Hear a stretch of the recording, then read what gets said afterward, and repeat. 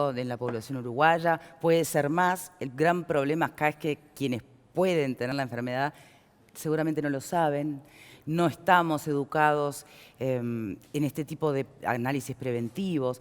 Hoy, justamente por ser el Día Mundial, hay en la Plaza Fabini, no sé cuánto más va a durar, arrancaba temprano, espirometrías gratuitas para las personas que... A ver, ¿quiénes serían candidatos en principio a contraer EPOC? Fumadores, exfumadores, mayores de 40 años. Entonces, muchas veces esta población no se hace el estudio o no se chequea. Tampoco es que se habla del EPOC desde hace muchísimo tiempo. Por lo tanto, me parece que hoy hay que aprovechar este día para informarnos, movilizarnos y prevenir. Como les decía la Organización Mundial de la Salud al principio, considera el EPOC la cuarta causa mayor de muerte, más que el cáncer de mama y el cáncer de pulmón sumados. Y para el 2011 unos 3 millones de personas se murieron en el 2011. 3 millones se la llevó el EPOC. Es una enfermedad que puede ser fatal. Tiene la problemática y en Uruguay es un 15%. Vamos, director, con el tape de presentación y después nos acompañan especialistas.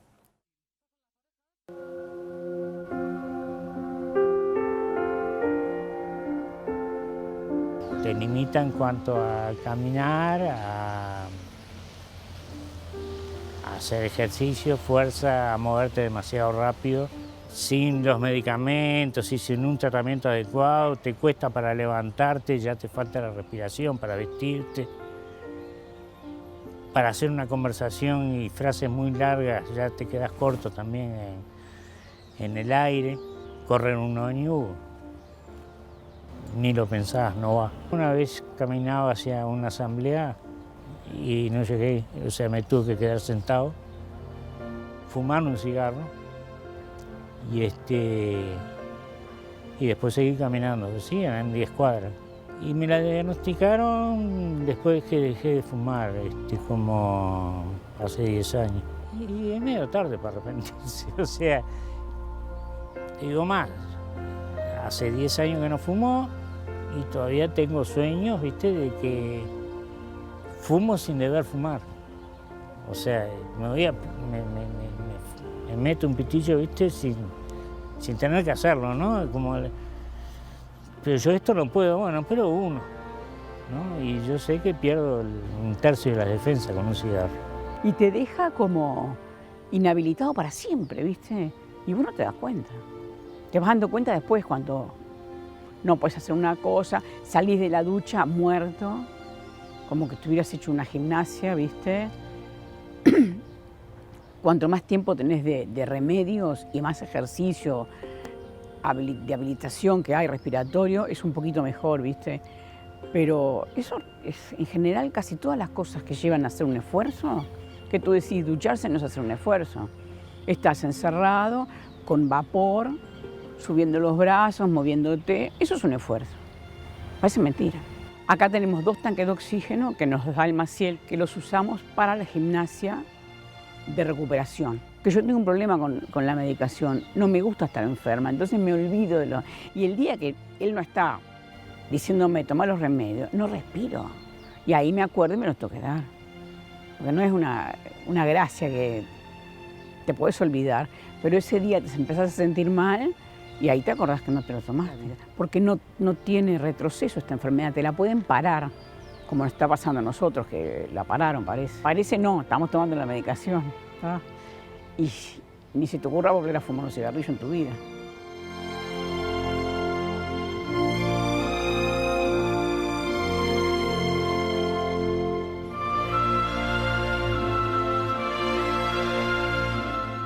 Y le damos la bienvenida a Eduardo, a Estela, su mujer que nos acompaña en tribuna, y a la doctora Victorina López, ella es neumóloga. Doctora, ¿cómo se expresa el EPOC? Lo que queremos es que nos exprese, ¿no? Yo los escuchaba y realmente son un ejemplo de lo que sucede, ¿no? Eduardo decía, a mí me diagnosticaron cuando dejé de fumar. O sea, el problema es el periodo silencioso desde que el paciente empieza a tener un deterioro de su función pulmonar hasta que realmente esto es manifiesto. Y entonces ahí sí, empieza la tos, la flema, un cuadro respiratorio, el otro, una internación, la otra, la falta de aire, ¿verdad? Que podrá ser interpretada tal vez por el paciente o como, bueno, un episodio de bronquitis o una cuestión así más pasajera. El paciente, uno de los grandes problemas, y quizás Eduardo lo pueda aclarar mejor que yo, es que el paciente piensa que el que fuma tiene tos, y entonces Claro. la tos es porque fuma. Y que cada tanto ahí va. Y la tos no sé es porque se fuma, es porque hay algo bronquial atrás de ese haber fumado. Entonces, cuando el paciente empieza con síntomas, quizás su función pulmonar ya haya bajado demasiado, más de lo que nosotros aspiramos. Y bueno, y eso es un poco la idea de por qué cada noviembre nosotros llamamos la atención sobre lo que es la enfermedad pulmonar obstructiva crónica, esperando que la gente pida al médico que le digan, bueno, ¿puedo estudiar mi función pulmonar? ¿Cómo es mi salud respiratoria? Porque hay fumadores que no deterioran su función pulmonar. No toda la historia de los pacientes es igual, pero sí sabemos que hay todo un periodo silencioso en el cual nosotros podemos insistir en las medidas que quizás ya no sean los remedios, como decía Estela, es decir, que no sea necesario el remedio, sino que sea importante que el paciente sí deje de fumar, que haga ejercicio, que lleve una vida sana, ¿verdad? Aún en ese periodo silencioso, si se hace una espirometría, ¿se detecta la enfermedad? Si hay obstrucción bronquial, sí. Hay muchos pacientes que tienen obstrucción bronquial y no tienen síntomas, o los síntomas los niegan. La gente no quiere estar enferma, Estela lo decía clarísimo. Yo me sentí interpretada, yo creo que tomar remedios es de las cosas que no queremos. Entonces, La que por primero eso nos olvidamos. no queremos dejar de fumar, eso es peor, ¿no? Y después menos queremos estar enfermos. Imagínate la situación de Eduardo cuando, con todo el sacrificio de haber dejado de fumar, el diagnóstico viene después. Y ahí es donde, viste, el clic, ¿no? De cómo de cómo hay que dejar de fumar, qué disparate. Pero que a veces es tarde. Y lamentablemente eso es un dato que no hay que dejar de lado. Lo decías tú, Eduardo, ¿no? Hay una cuestión que estuve averiguando, digamos, a lo largo de mi proceso de recuperación y a lo largo de dejar de fumar. O sea que... ¿Cuántos años fumaste? ¿Cuántos años fumé? Más de 30. Más de 30. Sí, mucho más de lo que debía. Pero un par de añitos más, ¿no? Un par de añitos más. Sí. Pero no, a mí me costó después dejar el chicle de nicotina. Entonces tuve que volver a hacer el trámite de dejar el chicle de nicotina. Y entonces consultando, ¿cuál era? El cigarro tiene broncodilatadores.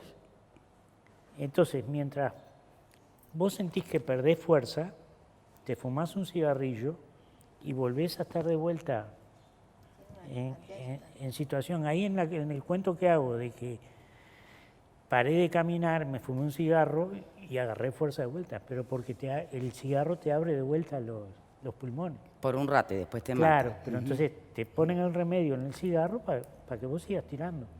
Y entonces eso es lo que disimula a la enfermedad. O sea, no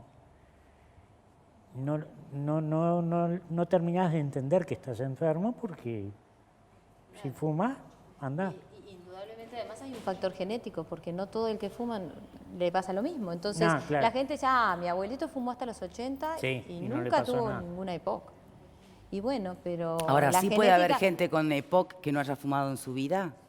Hay un grupo de pacientes que tienen exposición a otras irritantes, que pueden ser laborales, que puede ser, hay muchos países que cocinan con humo de leña dentro de las casas, hay todo un proyecto internacional de erradicar en las viviendas donde se cocina adentro sin ventilación, en India, en China, en países de Latinoamérica como Perú, Chile, Colombia, ¿verdad? Nosotros tenemos menos exposición de ese tipo de cocinar adentro de las casas con mala ventilación. Llega a ser más importante que el cigarro. Claro, eso se ve muchísimas mujeres y niños que hacen cuadros respiratorios, ¿verdad? Pero en nosotros sin duda es el tabaquismo, ¿verdad? El mayor factor. En nuestro país. Yo lo Bien. combiné con acerrín también, porque soy artesano. Eso es claro. otra exposición. Sí, Sí. es otro inhalante. Es Para que entender qué es lo que ocurre en el cuerpo y en los pulmones en concreto, ¿qué es el EPOC? ¿Qué ocurre con el claro, EPOC?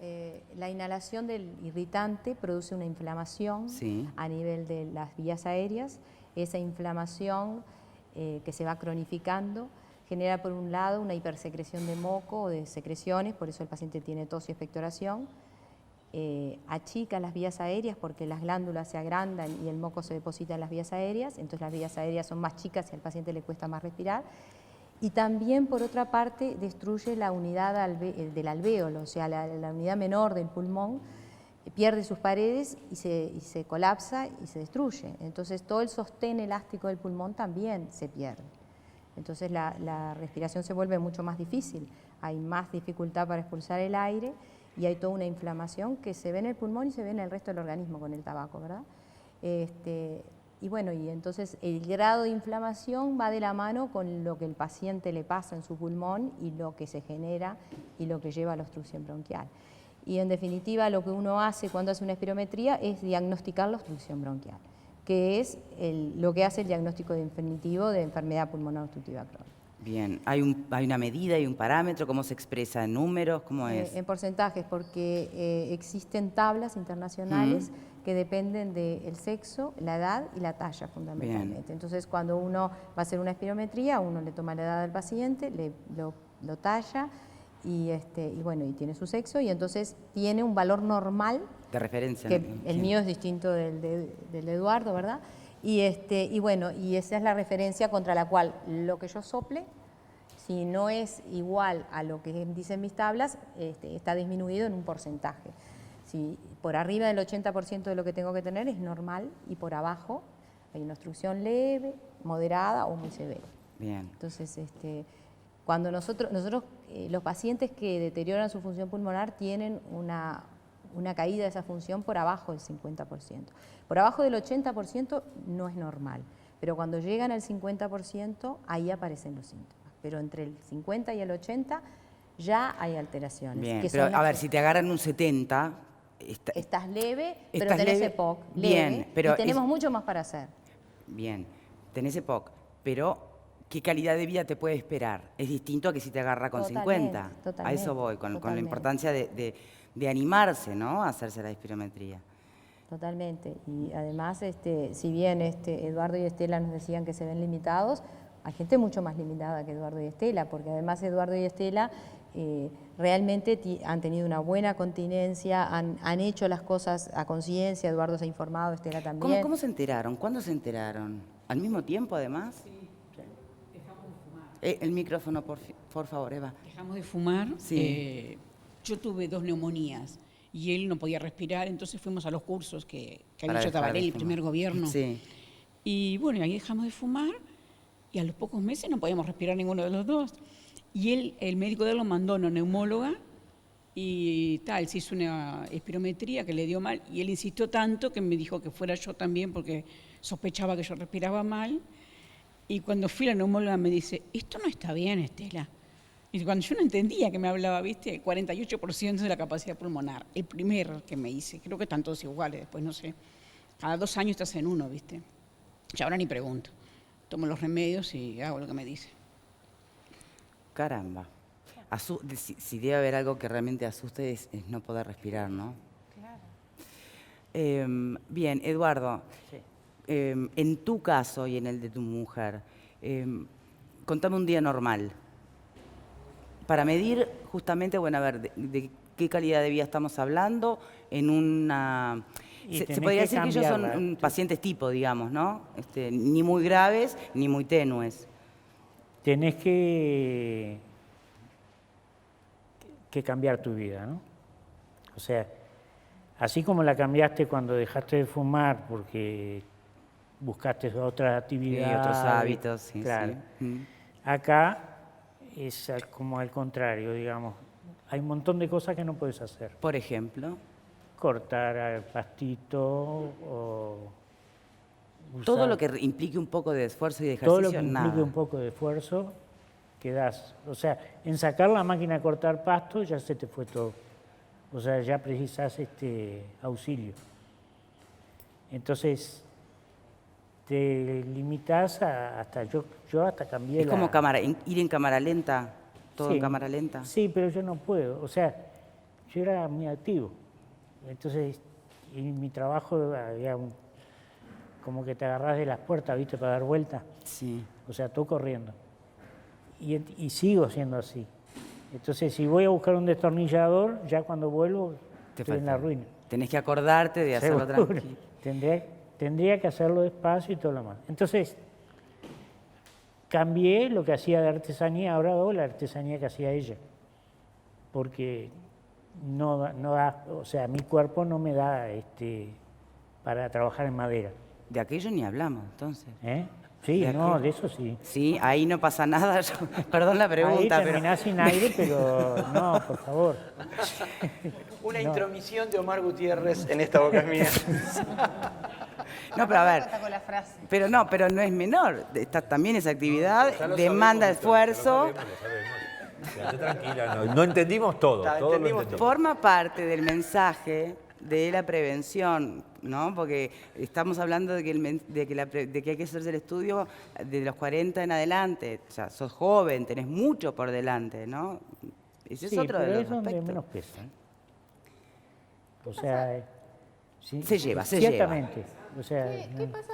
Una pregunta para la doctora, pero tal vez para los dos. Yo muchas veces he escuchado que de repente a niños que tienen algún problema o cardíaco o pulmonar se les indica algún tipo de deporte moderado como la natación o caminar. ¿Qué pasa en estos casos? ¿Algún tipo de ejercicio moderado ayuda o cambia la calidad de vida o la capacidad pulmonar? Es que el tratamiento tiene Parte es renglones. eso, claro. El primer renglón, dejar de fumar. Mm. El segundo renglón, hacer ejercicio siempre. Pero cualquier ejercicio o alguno que tenga que ver con... No, es decir, hay programas de ejercicio específicos que le Para ampliar enseñan capacidad cómo pulmonar. ahorrar energía para esas tareas que Eduardo además ha aprendido. Lo que pasa que en la vida real es muy difícil incorporar el camino, subo 2 escalones, largo el aire, subo los otros 2, ¿verdad? Todo eso nos lo explican o lo explicamos y no es fácil de llevar a diario. Por lo cual, lo que insistimos y es que sí hacer, aunque sea una actividad física mínima, como es caminar, ¿verdad?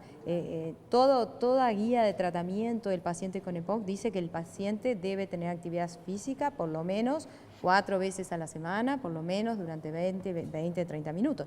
Ahora, la actividad física es algo que el ser humano sano le cuesta asumir, ¿verdad? Porque nosotros todos hablamos de la actividad física, pero si tuviéramos que decir cuánto hacemos actividad física regular, somos muy pocos. Y entonces, cuando uno hay dificultad es peor, ¿verdad? Nosotros, Eduardo y Estela, los dos participaron del programa de rehabilitación que existe en el Hospital Maciel. Pero después llevarlo a la práctica diaria, a veces no es tan fácil. Bueno, uno de los síntomas del EPOC es la depresión.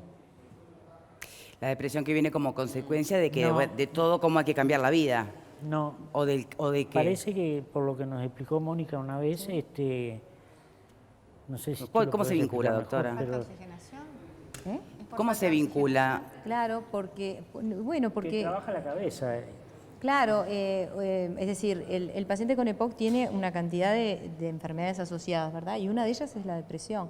La depresión es una enfermedad más que se asocia y tiene mucho que ver con lo que uno puede o no puede hacer, ¿verdad? Ah, bueno, está por eso, pero es como una consecuencia, digamos, psíquica o emocional de lo que estás enfrentando. Ahí está. Como lo es en el caso de muchísimas otras Pero me enfermedades. parece que es a la inversa, que es como que Me te deprimo das y hago cuenta, menos. como que aparece como síntoma, digamos, un tipo depresivo Y bueno, sí. puede tener... El cansancio, tal vez. El cansancio, que también Seguro, es una la forma de falta expresión ganas, de la o sea, depresión. todo eso Claro. te va comiendo y Pero usted se los ve con un ánimo bárbaro. sí, pero ya pasamos por... A ver, el micrófono, Estela, por A favor. veces voy a atender al mercado de la Ciudad Vieja, ¿viste? Sí. Y hay compañeros que me dicen, tenés EPOC, no se te nota. Pero me ha pasado de tener que llevar de repente una pieza hasta el empaque y volver a mi lugar, y me tengo que dar un bombazo. No se te nota cuando estás conversando, estás sentado, estás caminando despacito. Bombazos son estos broncodilatadores, Un ¿no? disparo, Sí. un disparo. Y además a mí me pasa que yo, como tengo asma de pequeña, no me pasa lo que le pasa a Eduardo. Yo camino más despacio. Hago una tarea cortita, estoy lavando platos. Lavo 2, 3 platos, paro. Pero de verdad, te lo juro. Me enjuago otro poquito, paro, o me siento, o me siento en la compu y hago una cosita. Hago todo fraccionado. hasta lavar la ropa, hasta colgar la ropa. Si no te morís, no, digo, de verdad, realmente. Y no es que seas una plantita que no puedes hacer nada. Tenés que controlar otro tu ritmo, vida. exacto, Exactamente. es otro ritmo. Hacer las cosas de otra manera. Bien. Doctora, ellos creo que lo decían en el tape, lo que una vez que está el diagnóstico y una vez que se hace el tratamiento, lo que se puede lograr como mejor escenario es que no avance la enfermedad. O sea, no se cura por algo crónico, ¿no? Que no avance. De no atacarse, de no diagnosticarse o de diagnosticarse demasiado tarde. ¿Cómo es el pronóstico de evolución de esta enfermedad? El tema real es que la enfermedad, como el nombre lo dice, la palabra es fea, pero es real, es crónica, ¿verdad? Entonces, a veces la gente dice, ay, esto nos va a matar. Y en realidad lo que los hace, y capaz que ellos se los pueden transmitir, los hace sufrir mucho, pero no los mata muchas veces, ¿verdad? Yo tengo muchos pacientes que han estado 20 años, los he seguido durante 20 años con su enfermedad, pero claro, pero es una vida de determinada manera, ¿verdad? Tal cual lo cuenta Estela. Nosotros, parte de la rehabilitación es explicarles, usted tiene que lavar platos, usted se tiene que poner en una posición cómoda, ¿verdad? Que gaste menos energía, lava 3 platos, los pone, pero eso significa un cambio de hábitos muy importante. Sí. Y los tanques de oxígeno que veíamos. ¿Hay gente que puede terminar oxígeno dependiente con el tanque para claro, todo? Depende de la gravedad de la enfermedad, ¿verdad? Ellos tienen el oxígeno en su casa para hacer los ejercicios, porque el ejercicio requiere más consumo de energía y requiere más oxígeno y más hiperventilación, y ahí aparecen los síntomas. Entonces, bajo oxígeno, pueden hacer más ejercicio, más prolongado el ejercicio y de mayor intensidad, como lo hacían en el gimnasio. Entonces, lo que hicimos es tratar de llevarlos un poquito del gimnasio a la casa para que lo pudieran hacer. Y bueno, y la verdad es que es un cambio de vida, ¿verdad? Y que todos no están igual y todos no llegan a la misma situación. Hay pacientes que no requieren oxígeno porque no desoxigenan y hay otros que sí. Entonces, por eso es que el tratamiento y el manejo de estos pacientes es a medida, es para cada paciente dependiendo del sufrimiento del paciente. Pero lo que nosotros hoy, como Día Mundial, queremos transmitir es que tenemos que poderlo diagnosticar, porque si no, no podemos tratar a aquellos que no diagnosticamos. Eso es un llamado también para cualquier médico de guardia que recibe a una persona, a un paciente que con catarro, con tos, y por ejemplo, y le pregunta si es fumador o si fue fumador, ante lo afirmativo, ¿no indica una espirometría? Claro, el tema es que muchas veces no le preguntan si es fumador. A veces pasa eso, ¿verdad? Y nosotros cuando tenemos todas las aulas docentes o los cursos y demás, y ponemos historias de ejemplo, una de las cosas es como decías tú, una persona que viene porque tiene un cuadro respiratorio y tuvo otro, y todos los inviernos tiene cuadro respiratorio, sí, pero se me pasan enseguida. Sí. Y entonces ese paciente, realmente uno tendría que pensar, bueno, esto no es normal, el señor fuma durante muchos años, tiene cuadros respiratorios, hagámosle la espirometría, a ver si realmente el señor tiene una obstrucción bronquial y hacemos un diagnóstico. Bien. También sábelo vos, si no te lo ofrece o indica el médico que te atiende, hoy más que nunca lo que estamos aprendiendo es, podemos plantearlo, ¿no? Tenemos que hacer la primera pausa, Vero, te saludo. Muchas gracias, Victoria. Te saludo yo a ti y a todos en casa y también en el estudio. La pregunta de hoy con respecto al EPOC es: ¿alguna vez te hiciste una espirometría de control? Y nos podés contar enviándonos un SMS al 1212 con la palabra boca 1 por la opción sí y boca 2 por la opción no. Esperamos también sus comentarios a través de nuestro mail a estabocasmia@tele12.com, o si lo prefieren a nuestro Twitter @estabocasmia12 o a nuestro Facebook estabocasmia12. También estamos recibiendo comentarios que vamos a ir leyendo en la pantalla, de repente con experiencias o algo puntual que quieran compartir con nosotros. Para eso tienen que enviarnos un mensaje de texto con la palabra boca, dejan un espacio, nos comentan y lo mandan al 1212. Bien, Eduardo, te dejé con la palabra en la boca. ¿Puede ser después de la pausa? Sí, ¿Me sí, aguantás? claro, por supuesto. Ya venimos,